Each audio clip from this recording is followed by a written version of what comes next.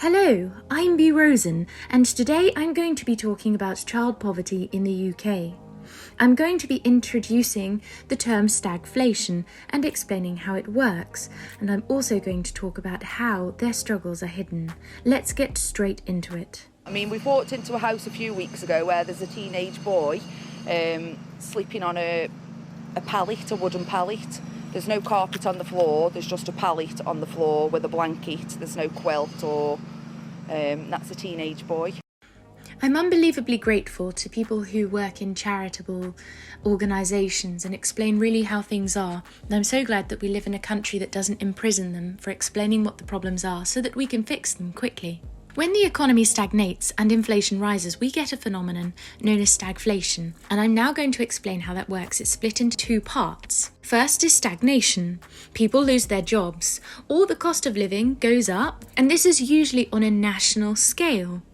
People subsequently spend less with other people's businesses, for example, things that they don't absolutely need.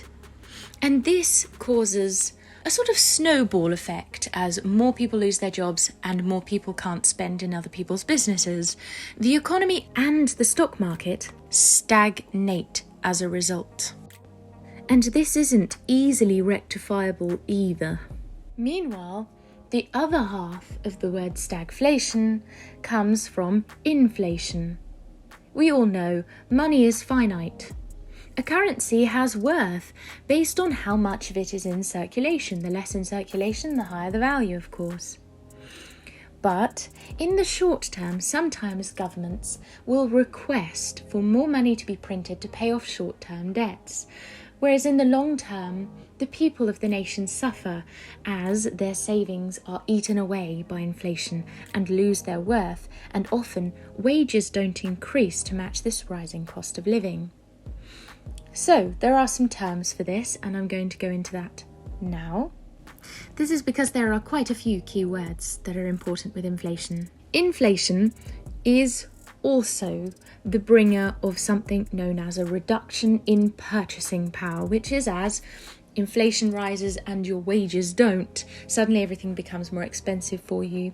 You get less for your money. It eats your savings. The money you've saved has reduced in value. Now, when stagnation occurs, and it happens alongside inflation, together they form what we would tend to call a vicious cycle. And this vicious cycle can take a long time to escape from. The increase in energy costs and the inflation and job losses and stagnation as a result of this recent pandemic, unfortunately, have caused the following problems. Let's take a look. Well, it's brought us into a national cost of living crisis. Now, I've made a few videos about the national cost of living crisis, which you can all go ahead and browse. But often quietly suffering are the children, and these children are born into these circumstances, and they do not choose them.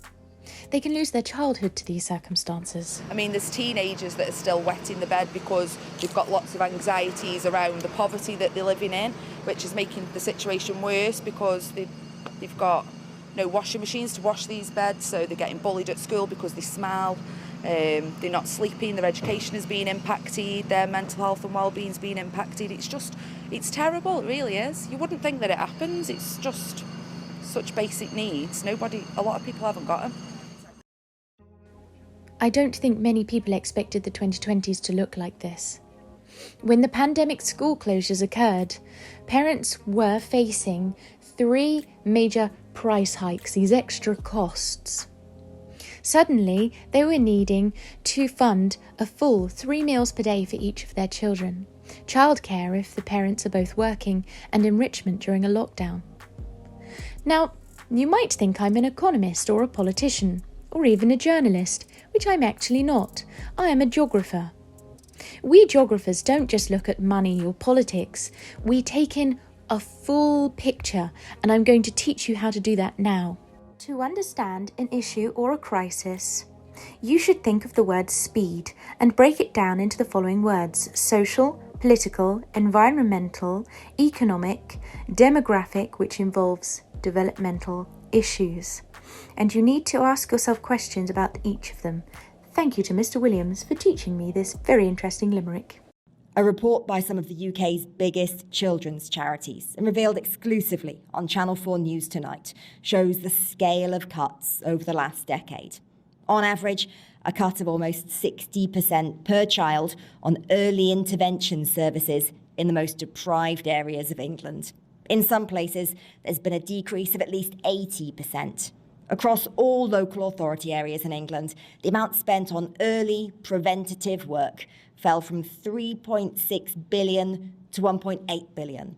And all the time, demand rising, with the number of children in care up 21%.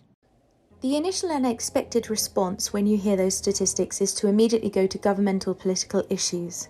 But let's break this national crisis down. Social issues. Who is there to support people? Is there a strong community atmosphere, culture? Is there a social infrastructure? I apologise as there are 2 spelling mistakes that have been covered up in this page. Political issues. What are the national government and local authorities doing? What are their individual responsibilities? What falls down to which people? And then you need to ask, how are they affecting people on the ground? Are they affecting those areas at risk, positively or negatively? Then the environmental issues. Is there a harsh winter that people are going to need to heat their homes for? Or in places like Kenya, where there's a lot of water poverty, is there a hot summer or hot season, dry season, where people must afford water? Next, you need to look at the other half of it. You need to look at the economic issues. Now, this is where stagflation comes in. Is the economy stagnating? Is there inflation? Is it there? Is it present? How long has it been going on for? Are people generally financially resilient? Do they have a high income? Are they living under their means? Do they have many savings and perhaps investments?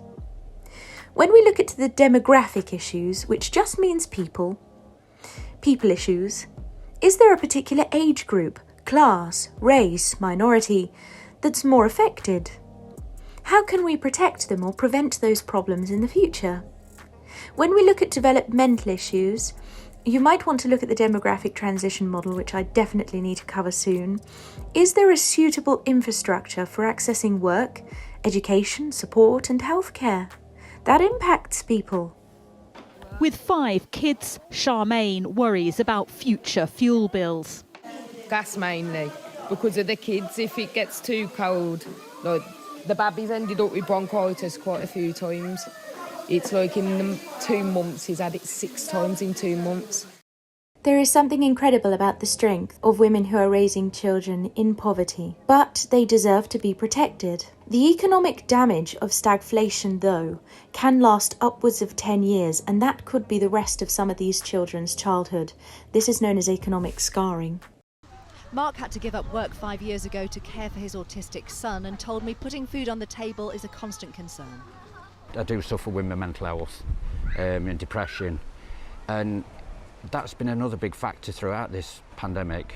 The mental aspect going alongside worrying whether you've got food in or not. Surviving on benefits, Stacey struggles with the added pressure of feeding the kids on top of weekly bills. Because I'm on income support, so sometimes I will struggle. I'll have a good week and a bad week, so I will struggle, yeah. So I guess that's when places like this food bank come into their own. Yeah. So without it? I don't know where I'd go. The driving force behind the cafe says the stories she hears are heartbreaking. As a parent, I'm a mum, I've got a child. For me, not to be able to feed my child the basic needs, it's devastating, absolutely devastating. So I think they're all worst case scenarios. If you can't afford to feed your family, then that's devastating. What an incredible lady, taking her knowledge of what it's like to be a mother and the difficulties involved in that to actually support women in poverty. What are your thoughts? Do you have an interesting thought about the speed, social, political, environmental, economic, demographic and developmental causes of our current economic crisis? I'd be very, very interested to hear, especially if you include one of the speed points. Feed 10 or 20 families a week but the demand over the last 18 weeks has gone up, where we fed over 1,200 families in the same period of time with over 37,000 meals. With her sons on school holidays, single mum Beth relies on the freed food parcels to bolster supplies. During obviously the COVID situation, we have been going through lots of food, the snacks and that throughout the day, because they're obviously not at school at the moment. So all the little extra food, the lunches and the hot dinners at night is a concern. Now, having heard people's stories, it's very interesting to see these Instagram stories by Marcus by Goldman Sachs, which is a bank under Goldman Sachs, talking about the 1973 and 1979 oil crises that the USA and the UK were hit by.